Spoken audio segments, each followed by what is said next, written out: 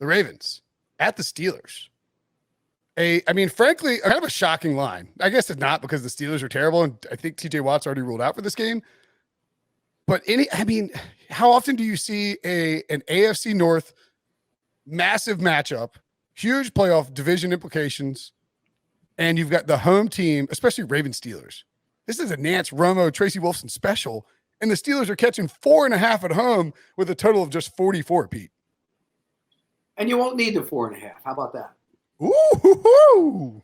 Yeah. I think the Steelers are I know they're not as good as they've been, but that's a prideful group, and Mike Tomlin will get them back playing good football. And it's not like the Ravens are lighting anybody up. When was the last time the Ravens, you came away from a Ravens game and you said, they look really good? You know what it was? It was when they beat the Chargers in the middle of October.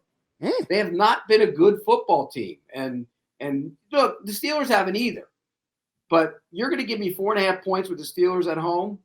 I'm taking it. And I think they're going to get back to being a physical team, because that's all they heard all week is that they're not physical, they're not physical, they're not physical. I think they're going to play well in this game. I think their season is on the line in this game. And I think they're actually going to win the game outright. So I'm going to take the 4.5 as one of my best bets. Yeah, I want to say it'll be a low-scoring AFC North battle that the dog of more than 3 covers, but I said that last week with 2 games, and it did not work out. And so I can't. I'm just going to automatically think it's going to be a close game there. Pittsburgh's defense right now looks as bad as their offense, even accounting for injuries. Watt's on the COVID list. It looks like he's missing the game. Baltimore's offense is struggling with Lamar at quarterback over the last 3 weeks when he has played. I'm more confident it'll come together for them than it will for the Steelers. We saw the Steelers fall off last year at this time when they started 11-0.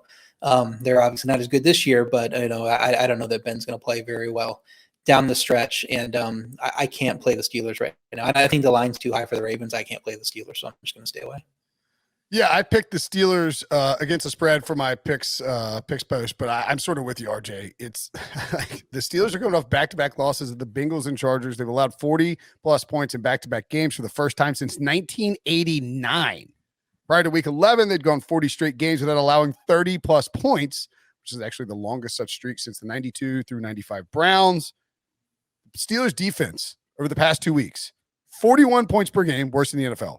451.5 yards per game allowed, worst in the NFL, and 16% pressure percentage, worst in the NFL. They are playing terrible, but I cannot possibly take the Ravens laying 4.5 points on the road against Pittsburgh in this matchup. It's a late window. Again, it is the feature game on CBS. The Steelers know what's on the line here. And when you look at Big Ben and Mike Tomlin as dogs in their career against the spread, since the start of 2018, the Steelers are 5-0 against the spread as an underdog, 4-1 straight up. Tomlin in his career, 11-3-2 against the spread. That's 79% as an underdog. And Big Ben, 8-2 straight up and against the spread as an underdog. I mean, this is just a team, like, this is just a prime spot to play the Steelers, but they've been so bad lately. I can't make them a best bet. I do agree with you there, Pete. Maybe this is one we revisit if we don't get to 3 for the parlay, because we all like the Steelers, but RJ and I are just petrified of how bad the Steelers are. I don't like the Steelers. I like staying away. I like staying away as well.